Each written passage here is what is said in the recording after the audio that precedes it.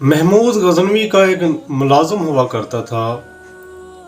महमूद गज़नवी ने उसकी ज़हानत की वजह से उसको दरबार में एक वज़ीर की हैसियत दी। उससे पहले जो उमरा थे, जो वज़ीर थे, जो आला ओहदों पर ऐद लोग थे, उन्होंने जब अय्याज़ को देखा कि इसको वज़ारत मिल गई है तो वो उससे जलने लगे, क्योंकि वो गरीब तबके से तल्लुक़ रखता था और वो बड़े अमीर थे। तो वो उससे जलते, उससे हसद करते और बादशाह को उसके खिलाफ भड़काने का कोई मौका हाथ से ना जाने देते। अय्याज़ के अंदर एक आदत थी कि वो अपने पुराने मकान में रोज़ाना जाता और कुछ वक्त वहाँ गुजारता और फिर वापस आ जाता। अब जो दरबार के जो वज़रा थे, उन्होंने देखा कि ये एक ख़ास मकसद के लिए जाता है और कुछ वक्त गुजारता है और वापस आ जाता है। वो वज़रा दरबार में इकट्ठे होकर गए और महमूद गज़नवी को कहा कि ये बंदा ये गद्दार है, ये कोई ना कोई राज छुपाता है और दुश्मनों तक पहुंचाता है। ये रोज़ाना इस मकान में क्यों जाता है? ये तो बसीदा सा मकान है।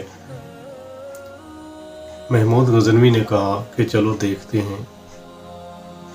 बुलाया गया अय्याज़ को, उससे पूछा गया कि क्या वजह है कि तुम रोज़ाना उस मकान में जाते हो?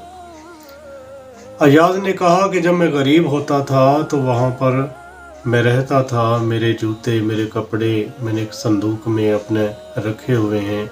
मैं रोज़ाना उनको देखने जाता हूँ और अपनी औकात याद करता हूँ और अल्लाह का शुक्रगुजार होता हूँ, अल्लाह का शुक्र बजा लाता हूँ कि जिसने मुझे इतना बड़ा ओहदा दिया और आपका एतमाद दिया, आपका भरोसा दिया। मैं आपके साथ कभी गद्दारी का सोच भी नहीं सकता, मैं तो इसलिए जाता हूँ।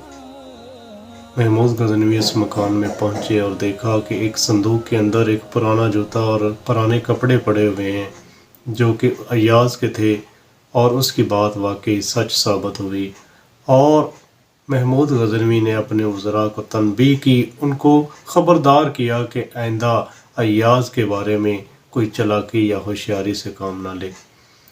तो नाज़रीन किराम, बात करने का मकसद ये है कि आप भी हो सकता है कि तरक्की कर रहे हों, आगे बढ़ रहे हों, आपके उससे हासद होंगे, बहुत से लोग आपसे चलना शुरू कर देंगे। आप उनकी तरफ तवज्जो ना दें, बल्कि आप अपना काम पूरी लगन से करें और आगे